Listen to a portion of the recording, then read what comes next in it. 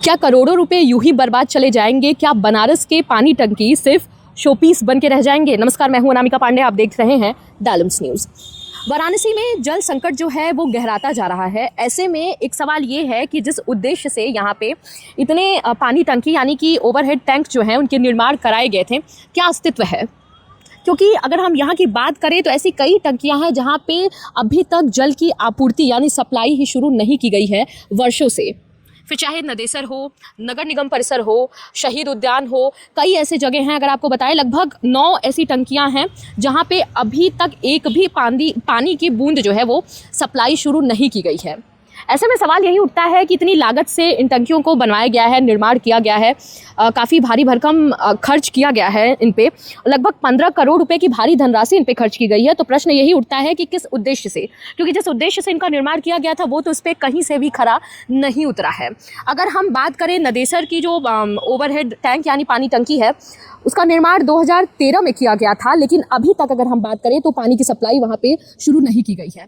अभी हम खड़े हैं शहीद उद्यान पानी टंकी के पास और आपको बताएं कि यहाँ पे लगभग कई वर्षों से यही हालात हैं और 2000 से पहले लगभग 26 वर्ष बीत चुके हैं और यहाँ पे अभी तक यही समस्या है कि पानी का निर्माण के साथ साथ ये जो टंकियां हैं यहाँ से जल आपूर्ति जो है इसकी शुरुआत नहीं की गई है। अब ऐसे में सवाल ये उठते हैं कि जिस तरीके से प्रोजेक्ट्स जो हैं वो ऐलान किए जाते हैं, करोड़ों रुपए खर्च होते हैं, लेकिन धरातल पे ये शून्य पे हो जाते हैं, क्योंकि जिस उद्देश्य से इनका निर्माण किया जाता है हम कह सकते हैं कि निर्माण किया जाता है लोगों के लिए, ऐसे में ये कहीं से भी खरे नहीं उतरते हैं। अब गर्मियाँ आ रही हैं और गर्मी में जो पानी की आवश्यकता होती है लगभग 20% बढ़ जाती है।